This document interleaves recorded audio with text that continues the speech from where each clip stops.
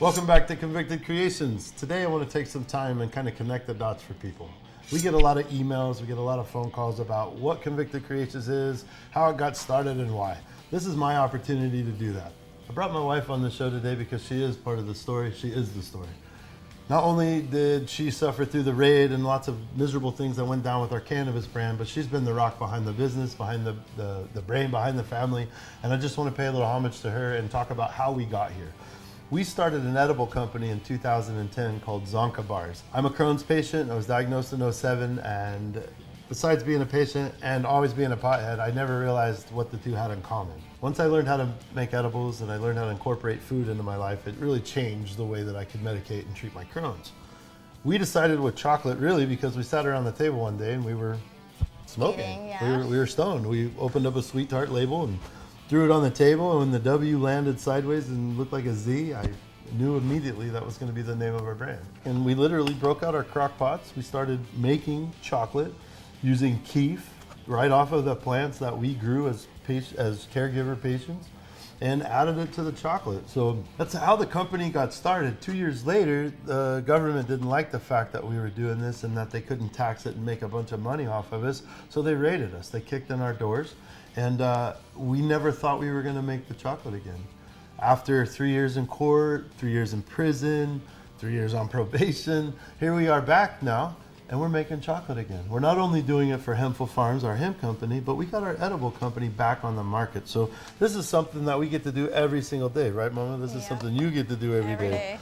Because the state is the way it is, Arizona doesn't allow me to make my chocolate. I'm not allowed to have a DA card. I'm not allowed to be in a dispensary or get involved. So my wife now is the chocolatier for Zonka Bars. She runs the kitchen out of Nirvana Dispensary and got us completely back on the market. So for those of you out there that have been through rough time, been through prison, looking uphill at some of these battles that you face, know that it's not over. Know that this isn't the last straw, that there's more to come for you. You just have to believe. One thing I taught people in prison, just like I do outside, it's about hope. If you lose hope, that's when things start to get really messy. This was my hope. I had hope on the streets. I still have hope today, and the only reason we're here today is because of that. So I ended up having to take over Huntful Farms when he went, and so I had to kind of step into his shoes, and cooking really was not my thing. Having to do that, I really needed my 15-minute calls with him, the one a day that I got, because it was really work calls. We didn't get to talk about anything in that 15 minutes besides what recipe I needed to do or how I did this for business. And it was hard, yes. I spent every day, I wrote Chris every single day, so that's how we compensated not getting more than 15 minutes and having to use it for work, really. I mean, it was hard, but I did what I had to do for my family. I didn't feel like I was doing anything special because I was just doing what I needed to do anyways, as a mom, as a wife, as a business owner, so. Yeah, we joke about food. We joke about Top Ramen being the filler and everything. We talk about how fat and gross you're gonna get after you eat all of it. But there's a reason for it. We do it because the family behind this message and behind this show went through hell. And there's 40,000 other families in this country that go through them every month. With that being said, we would just like you to, once again, take a look at our nonprofit, zonkamiles.org. Go to hempfulfarms.com. Check out our book, Convicted Creations.